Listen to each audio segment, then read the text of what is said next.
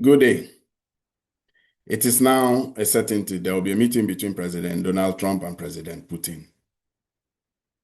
And while the whole world is looking forward to that meeting, not much has been heard about what the Europeans think about it. We've heard complete silence from the part of the British, complete silence from Macron, complete silence from the Germans.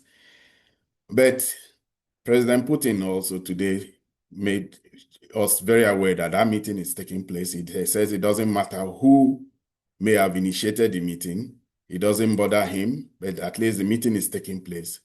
But one thing he also said, while he was meeting with the UAE Prime Minister, he made these remarks.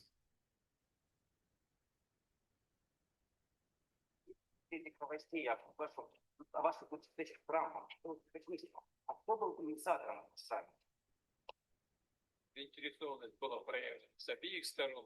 Кто там какое слово сказал первым, это уже не. А можете уточнить юридически, кто поможет, что она будет на следующей неделе, скорее всего, а где, хотя бы намекнуть место? У нас много друзей, которые готовы нам помочь организовать мероприятия подобного рода. Президент Объединенных Арабских Эмиратов. Я думаю, что мы решим, но это было бы одним из подходящих, вполне подходящих мест. А что Зеленский? Я уже говорил неоднократно, что я ничего в целом не имею против, это возможно, но для этого должны быть созданы определенные условия. А вот для создания таких условий, к сожалению, пока не помню. So there you have it. President Zelensky, President Putin has said that he doesn't have any problems with meeting with Zelensky, but the conditions are not right. Yet we know that President Trump wants President Zelensky to be part of this meeting. It seems like President Putin has slammed the door shut on a possible meeting with President Putin and President Donald Trump and Zelensky. It may just be a tripartite bilateral meeting, summit, not the tripartite meeting as we had expected or some people hope for. But we all know that President Trump wants that meeting. He wants that meeting so that there'll be this picture of him and Trump, him and Zelensky and Putin, a very important picture so that it can be in the archives. And that photo shoot will show how much of a peacemaker he really is. It just may be that may not be going to be happening soon. Good day and welcome to my channel, Ibima Mungo's Perspective on Global Affairs. If you're new to my channel, please subscribe. If you have any comments regarding the views I express, put them in the comment section. Do well to like and share. In October of 2024, then candidate Donald Trump made a complaint to the Federal Electoral Commission in America here. He said it clearly that in his reckoning, the United Kingdom government under the Labour Party was interfering in the elections in America. The reason was very clear. The Labour Party, Keir Starmer's party, had sent quite a lot of volunteers, over 100, to go and campaign and strategize with the Democratic Party candidate then, Kamala Harris. The idea being that they didn't want Donald Trump to win the election, and so the British government threw its weight behind Kamala Harris.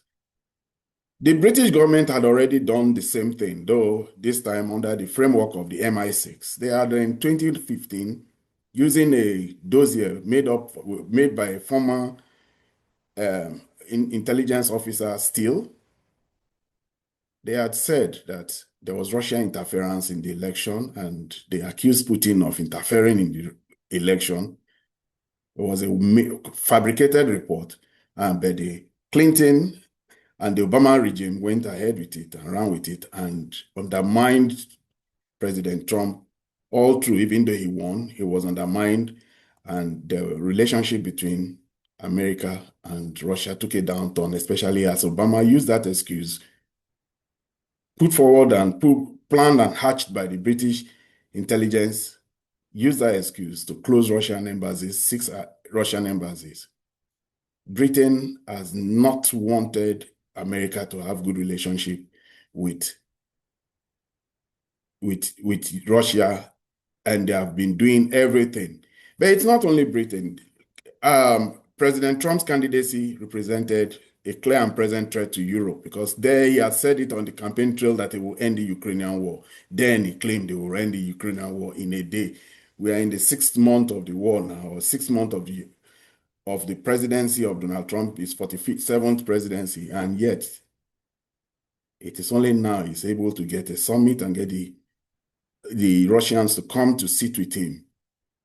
Even though he wants Zelensky to be part of that meeting, the Russians hold all the cards. The Russians are winning in the battlefront. The Russians have been dogged. They've survived so many sanction regimes, and they don't feel the need to listen to any other person because they hold all the hands. They hold all the cards in this particular war going forward. The Russians don't call it a war anyway. They call it special military operation.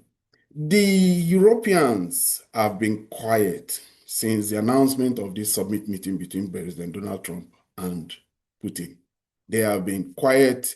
We've not heard any of the tweets or the bold statements on the post on the rostrum by EU Commission President Ursula von der Leyen. We've not seen any tweet from Macron. We've not heard Stemmer make any forceful statements in Parliament. Neither have we heard anything from Kaja Kallas. The Estonians, the Latvians, and the Lithuanians have been quiet, very quiet. And it will make you wonder what is going on in their minds now. The truth is, they are very worried. Already we've discussed the issue of separation anxiety, and Trump has made it very clear. Any which way, this meeting is going to favor the Russians because, one, if the terms for a ceasefire has finally been met and the Russians agree to it, then they have their way. If the terms are not met and the Russians and Russians reject it, then America says they are walking. And when America walks, the Russians win and they have their way. Any which way, the Russians win. But already Yuri Ushakov, the aide to President President Putin, had signaled and he had indicated that the proposal brought by Steve Witkoff this time around seemed reasonable, and it was something that the Russians acceded to and agreed to. And it is for that reason that they agreed to this summit that is going to take place. From the video we've just seen, we've seen that the United Arab Emirates has positioned itself as a possible location for the summit. Previously, you would have thought a summit like this would take place in Helsinki or Switzerland, in Geneva or Zurich. Not anymore. The European countries have been infected by a rabid case of Russophobia to the point where Finland is now a part of NATO, and Helsinki and Zurich and Switzerland now have debates within themselves if they should join NATO or if they should go away from their 900-year, almost 1,000 millennium long neutrality and become a part of the EU or become part of NATO. That is how it is. So they love their credibility, and it is the UAE. The UAE has been very critical to Russia's well-being in this war since through their open market, they've been able to allow trade and facilitate trade between Russia and the world. And it is for that reason that even in the last rounds of sanctions, both by America and EU, several UAE companies were sanctioned. UAE particularly has become a place where many of the ships of the so-called shadow fleet that help ferry Russian oil are insured, besides being insured in China and also being insured in Russia there. So UAE has become a logistic hub, become a veritable financial and a trading hub for Russia in facilitating Russian trade and Russian exchange of goods, and for that reason, they've made me a friend of Russia. Besides, Russia and UAE have other things regarding minerals, particularly gold, diamond, and all those other trades that have been sanctioned by the EU. So, in putting themselves forward, the Middle Eastern countries, Saudi Arabia and UAE, have put themselves forward as possible locations for this meeting. But I worry if this meeting will even go ahead, or if the outcomes of the meeting will even be met. Because, like I said repeatedly, there's serious separation anxiety among the Europeans. They fear that if this meeting and this war ends, there will be no need for America to be in Europe.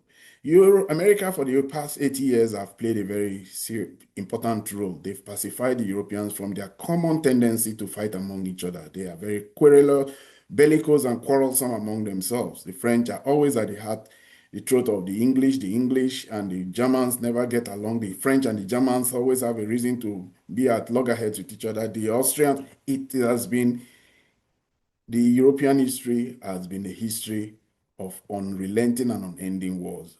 But with America in their midst and in their presence, overseeing them and taking care of their national securities, it had allowed them to pursue socialist and populist programs that benefited them, especially since they were not taking care of their security. America was doing that role, and Donald Trump says free-riding Europeans are not going to be benefiting from America's expenses in taking care of their security while they don't contribute. And that's for that reason that he has pushed them towards 5% of GDP expenditure for military expenditure.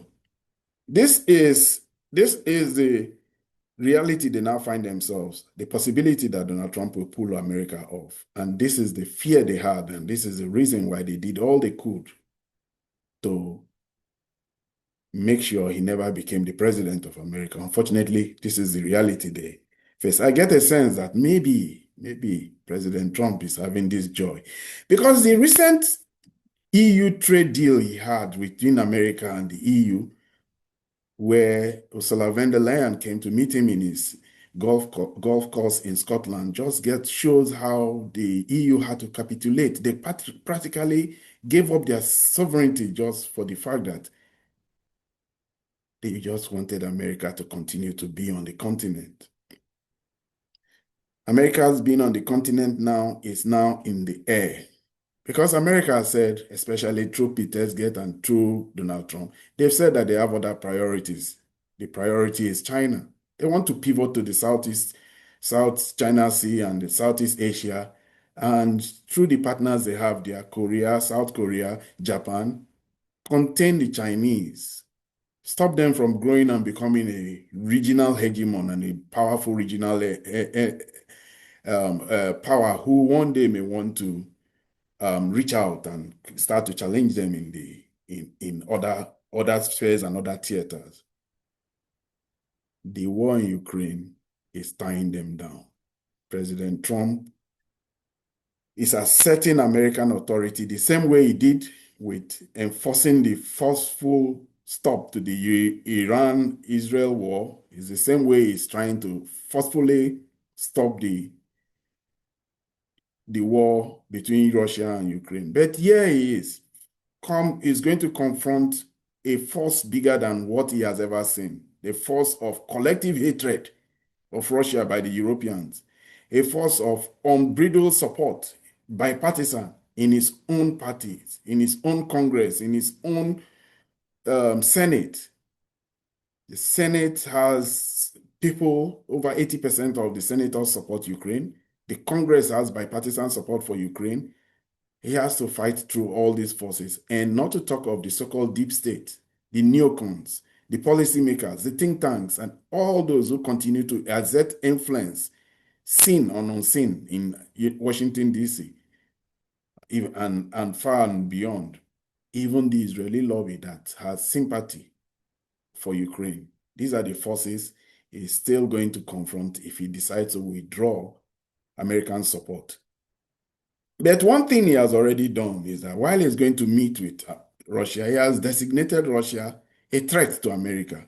And in doing so, he has started to limit the ability of Russia to earn income with trade in oil. And one of the victims, or the direct victim of trade between Russia and themselves, is India. India is in a bad place, but India has come to make a choice. India has invested heavily in a better relationship with America over the past 5 years, especially after the time they had a border clash with China. And knowing that the Chinese economy was 4 times the size of the Indian economy, Chinese technology were many orders of magnitude higher than them, Chinese military was much more larger, bigger, and stronger than the Indian military. They formed alliances, the Quad Alliance between the UK, India, Australia, and America to try and contain China. Now that relationship has been torn and thrown to shreds, and it is worrisome for the Indians as they are. They do have extensive trade with America, but if they have any other threat, fear that more than even the sanctions and the tariff, 50% tariff, it is the huge amount of H-1B1 visa holders in America here that may just be the next level that Trump may target. President Trump is unrelenting and dogged whenever he wants to assert pressure. The pressure of America, when he brings it to bear on a country, he goes for their soft underbelly and he goes for their hard shell. And even though he has just increased the tariff regime of India to 50%, we know that he still has other cards he can play against India. India, meanwhile, is trying to improve its relationship with old friends like China, like Russia, from whom they bought weapons and military hardware for several years, since the days of the Soviet Union. They always had the support and the relationship and friendship of Russia when they had their problems with Pakistan. Their attempt now to modernize and diversify is being challenged. Their last investment was with France. But India too may just have another sin they have committed, and that's the sin that they are making themselves a venue for reshoring. When Apple wanted to leave China or diversify out of China, and when most other American companies wanted to diversify out of China, they started moving and getting closer to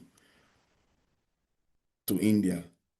That was a no-no for President Trump. President Trump insists that manufacturing should come back to America, either that he will tariff them. So he did tell Apple that he will tariff them to the tune of 100% if they go and open their factories, or if they don't bring back their factories to America. He meant it. And they all realize that he still has 4 years, and 4 years that can be disruptive to their business. So Tim Cook yesterday announced a $600 billion investment in America, in a plant in Kentucky, and already a data center that is up and running. He was doing that while presenting a new gift, a golden gift of an iPhone to President Trump in the White House yesterday. So India may just have made themselves an enemy of Trump for creating themselves to be a veritable location for manufacture and redistribution into America. Trump wouldn't want that. He wants those companies to completely come back to America. Beyond the fact that India has also rejected import of American farm produce, and American farm produce is suffering, particularly in the second country that President Trump has targeted, which is Brazil. They made themselves a veritable source of Chinese soybeans, source for the Chinese for soybeans and for farm products like meat and corn and wheat. Even though the Chinese have their own increased production of these things, but soybeans particularly was one of the mainstay of the farm produce that was exported to China from America. Now there's zero import from the Chinese. It's the Brazilians who took it, and it is also one of the reasons Trump administration and Trump particularly is not happy with the Brazilians. They are making themselves a pathway to block and bring pain to American farmers. But today, the Brazilians and the Indians met. They had a phone call. Modi and Lula had a phone call with each other and restated that they will be getting closer together. And also the Indian National Security Advisor met with Shoigu, the National Security Advisor of Russia in Moscow today, and possibly discuss how they will protect shipping of Russian oil to their country, to India. They have to protect this because there's a possibility that if they are sanctioned, America may just want to seize this product. Already, Russia is already protecting its shadow fleet with its navy, and everybody knows that the Russian navy is formidable. But the another party in this equation supporting the Brazilians today, the Chinese, Wang Yi, gave out a statement and he said particularly that America is bullying Brazil. And we already know that in order to support the Brazilians, yesterday they announced that they were opening up their market, the coffee particularly, to 200 coffee produce exporters who used to export to America to now export to China. China is gratefully and gratuitously taking up all these products because even in Africa, while Africa is being sanctioned and access to AGAWA, the African Growth and Opportunity Act, that used to give access to American market is being blocked off, and countries like Lesotho and Swaziland are being hit with 40% and 50% tariff. China the other day just opened up their market to zero tariff to African countries, 53 of them. So China is taking up all these products and all this produce to deepen their own supply chain. They may not necessarily be for altruistic reasons. The only reason that many of these countries preferred exporting to America is that export to America represents income in dollars. They get paid in dollars, and these dollars facilitate trade for them, and they really do need to improve their dollar stock because of the dollar is the reserve currency of the world. But again, today, China created another pathway for 53 African countries when it gave them access and signed agreements with almost all these countries to be using the Chinese cross-border interbank system chips to facilitate trade between themselves. Already, they do this trade swap deals. So China is creating it, putting itself as an alternative for all these countries. China has now created a node, two big nodes in this world. Even though we still have countries like Japan worried because of their history with China. They had a lot of bad history during World War II where they killed almost 30 million Chinese. So they did a lot of damage, and for that they have a lot of fear of Chinese retributal. So they prefer to be under the American umbrella, especially as they became a pacifist country. They didn't build huge military arsenal, and they are now remilitarizing the way Germans are. They too have fear for the Chinese, and this rapid and unexpected growth of China is now a clear and present threat to them. So for that reason, they have continued to be in the side of America, especially since they are occupied by America anyway. The bases in Okinawa are still there. America isn't leaving Japan. America the other day was calling on them, Japan, tell us what you're going to do and how you're going to contribute whenever we have any confrontation with China. The same too was said of Australia. But these countries have come to see that China represents a big node. China is their biggest trading partner.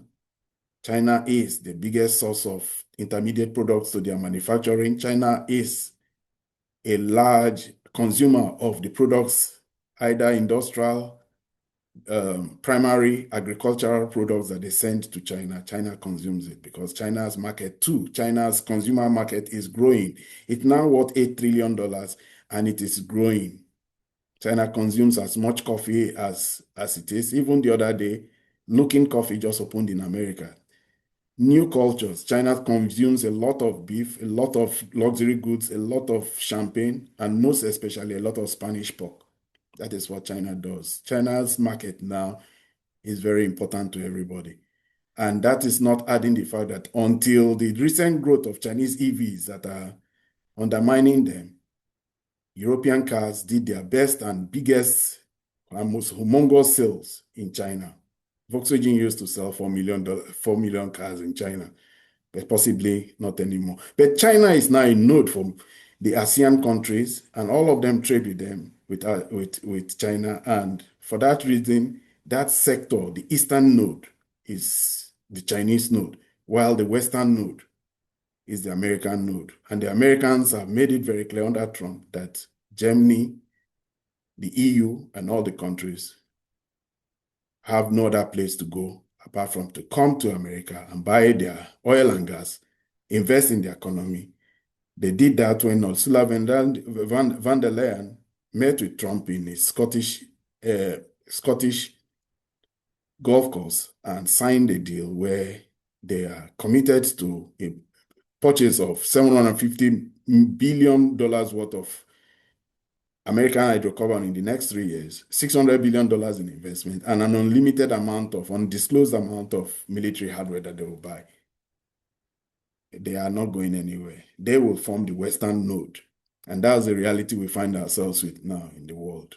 We look forward to this meeting between President Trump and Putin. If you venture to hazard that, even if that meeting does take place and it happens and it's successful, the British will be unrelenting in their attempt to undermine it. As for the Europeans, they are in a bad place. They are worried. We don't know what kind of actions they may take, but they definitely will be in Ukraine's corner because Ukraine too may not be finding the terms of peace to be palatable, and they may just not be in an ability to continue. But if they get the assurance of the Europeans and support, they may just change the nature of the war and continue in another form.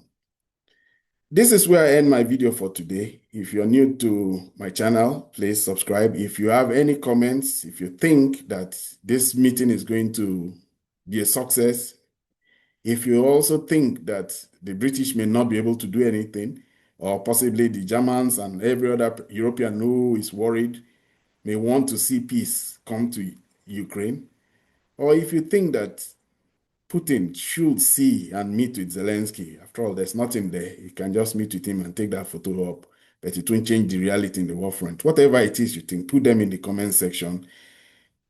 Do well to like and share. Until next time, goodbye.